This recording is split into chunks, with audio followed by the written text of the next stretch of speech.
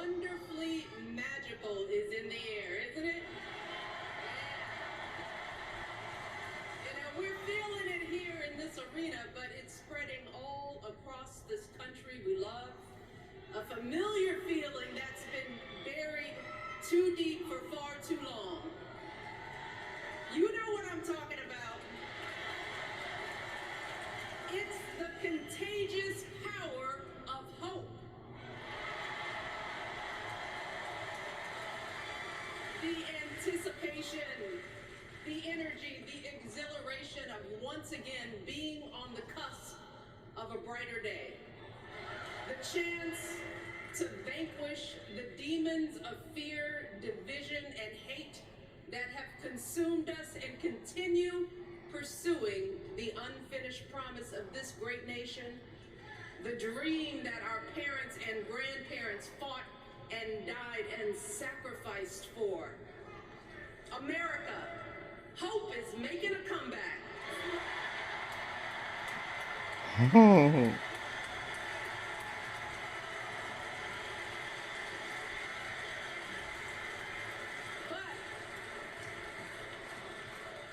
To be honest, I am realizing that until recently, I have mourned the dimming of that hope. And maybe you've experienced the same feelings. Is that deep pit in my stomach, a palpable sense of dread about the future. And for me, that mourning has also been mixed with my own personal grief. The last time I was here in my hometown was to memorialize my mother, the woman who showed me the meaning of hard work and humility and decency, the woman who set my moral compass high and showed me the power of my own voice. Folks,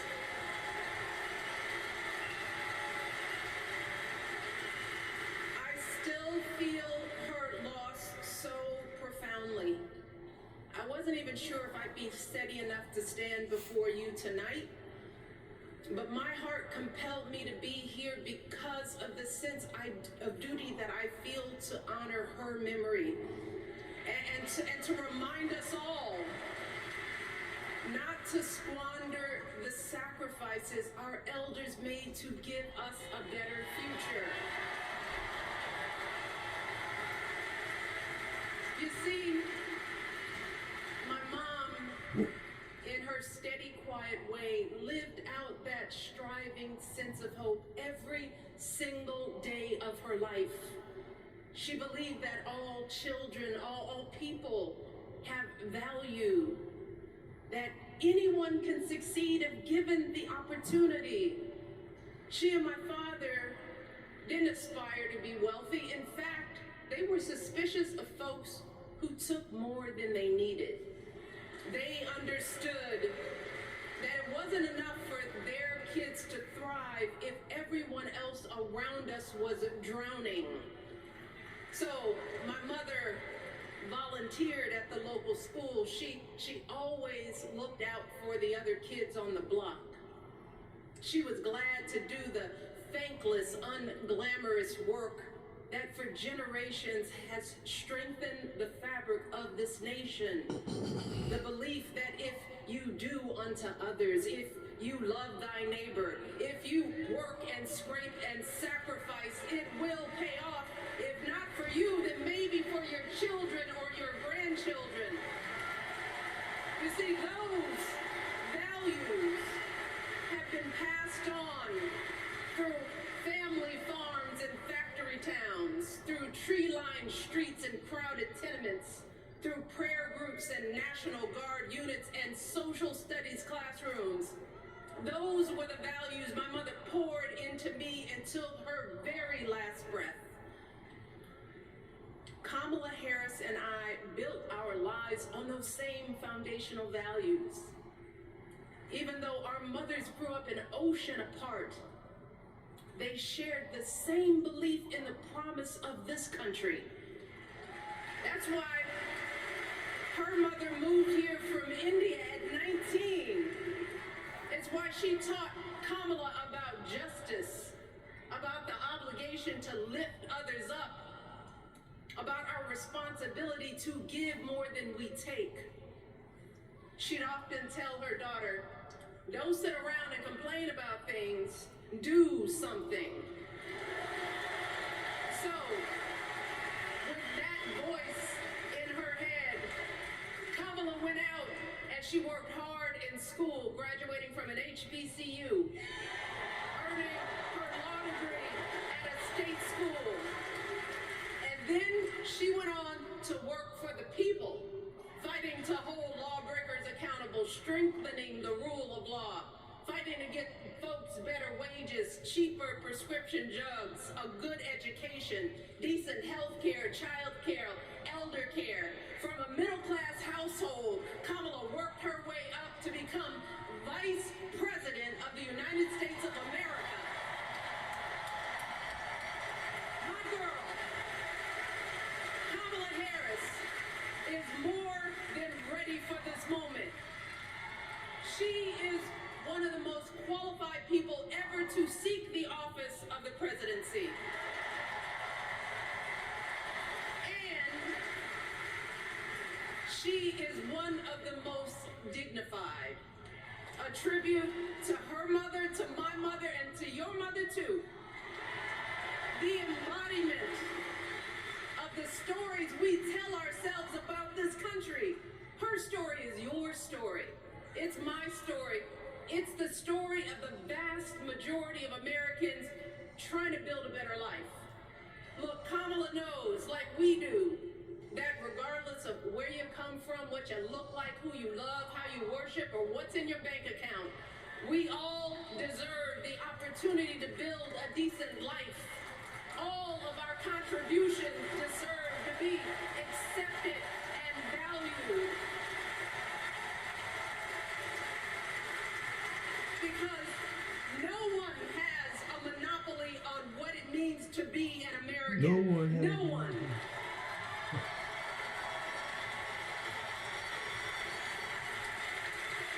Kamala has shown her allegiance to this nation, not by spewing anger and bitterness, but by living a life of service and always pushing the doors of opportunity open to others. She understands that most of us will never be afforded the grace of failing forward. We will never benefit from the affirmative action of generational wealth.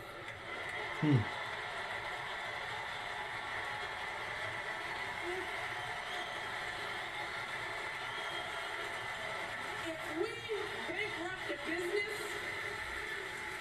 bankrupt a business or choke in a crisis, we don't get a second, third, or fourth chance.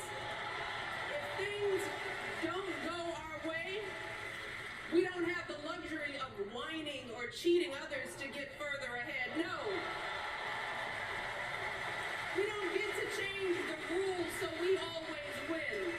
If we see a mountain in front of us, we don't expect there to be an escalator waiting to take us to the top.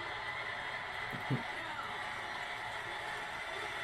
We put our heads down.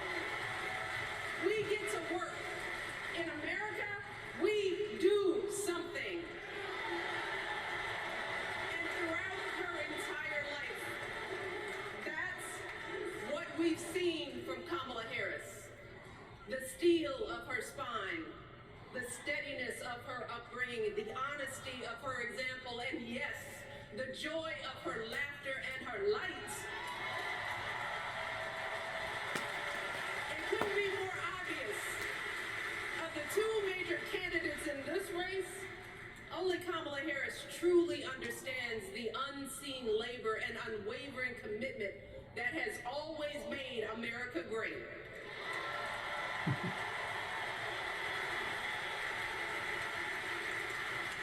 Now, unfortunately, we know what comes next.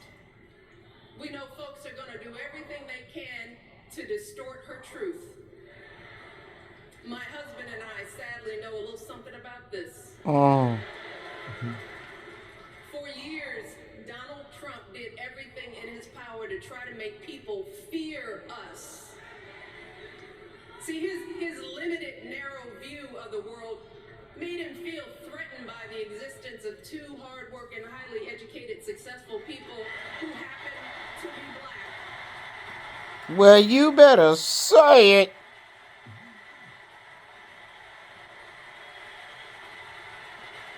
And the truth shall set you free. I want to know. Who's going to tell him that the job he's currently seeking might just be one of those black jobs?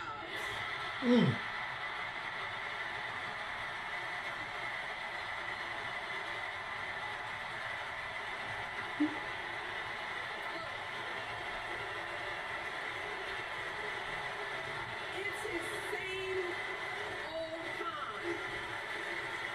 his Same old con. Doubling down on ugly, misogynistic, racist lies as a substitute for real ideas and solutions that will actually make people's lives better. Look, because cutting our health care, taking away our freedom to control our bodies, the freedom to become a mother through IVF like I did, Wow. things are not going to improve the health outcomes of our wives, mothers, and daughters. Shutting down the Department of Education, banning our books, none of that will prepare our kids for the future. Demonizing our children for being who they are and loving who they love, look, that doesn't make anybody's life better. Instead, it only makes us small. And let me tell you this, going small is never the answer. Going small is the opposite of what we teach our kids. Going small is petty, it's unhealthy, and quite frankly, it's unpresidential.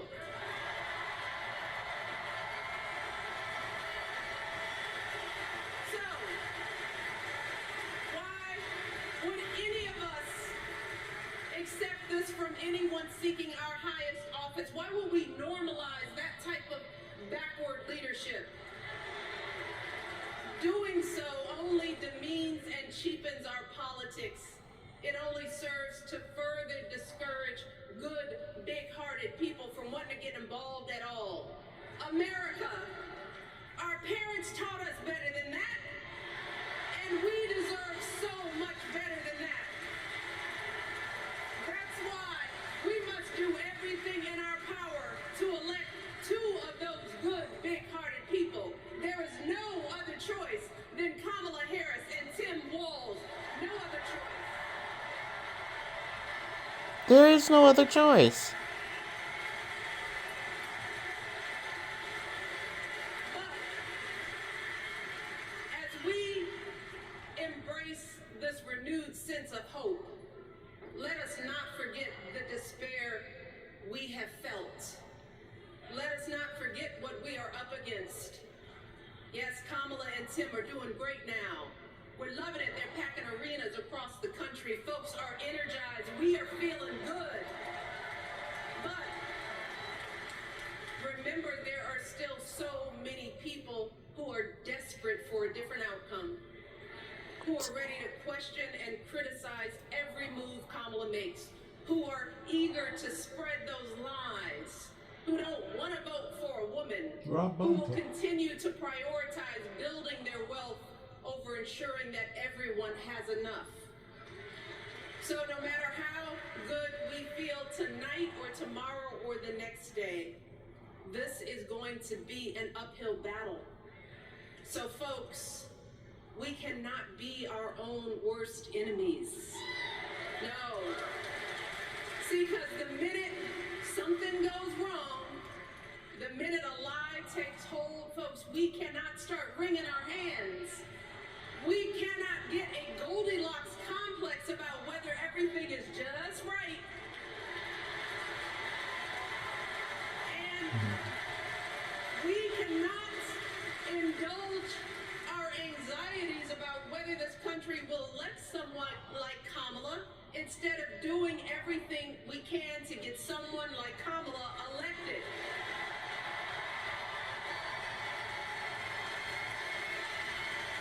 Kamala and Tim, they have lived amazing lives. And I am confident that they will lead with compassion, inclusion, and grace. But they are still only human. They are not perfect. And like all of us, they will make mistakes. But luckily, y'all, this is not just on them. No, this is up to us, all of us, to be the solution that we seek. It's up to all of us to be the antidote to the darkness and division. Look, I don't care how you identify politically, whether you're Democrat, Republican, Independent, or none of the above. This is our time to stand up for what we know in our hearts is right. It really is, babe. Stand up, not just for our basic freedoms, but for decency and humanity, for basic respect, dignity, and empathy, for the values at the very foundation of this democracy. It's up to us to remember what Kamala's mother told her. Don't just sit around and complain. Do something. So, if they lie about her, and they will, we've got to do something. If we see a bad poll, and we will, we got to put down that phone and do something. If we start feeling tired, if we start feeling that dread creeping back in, we got to pick ourselves up, throw water on our face, and what? Do something. We only have 2.5 months, y'all, to get this done. Only 11 weeks to make sure every single person we know is registered and has a voting plan. So, we cannot afford for anyone America to sit on their hands and wait to be called. Don't complain if no one from the campaign has specifically reached out to you to ask you for your support. There is simply no time for that kind of foolishness. You know what you need to do. You shouldn't say that like that. Yeah, exactly.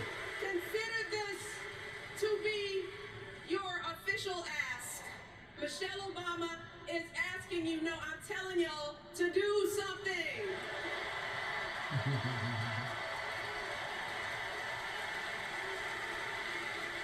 Because Do something. Do something. Get yourself up off your sofa. Get out and vote. Register. It's so simple.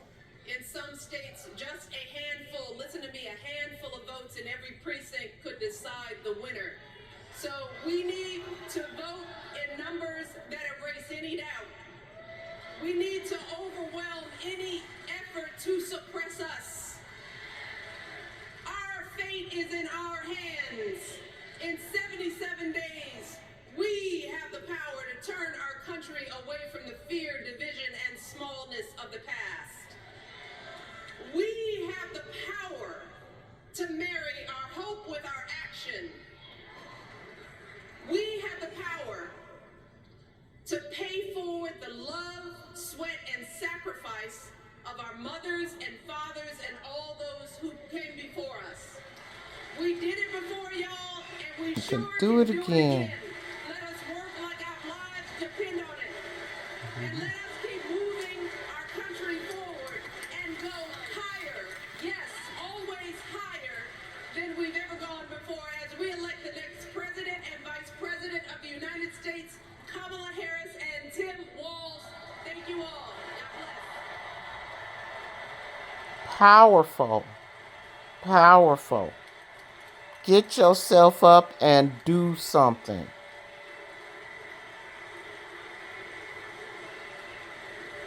Now, before I go,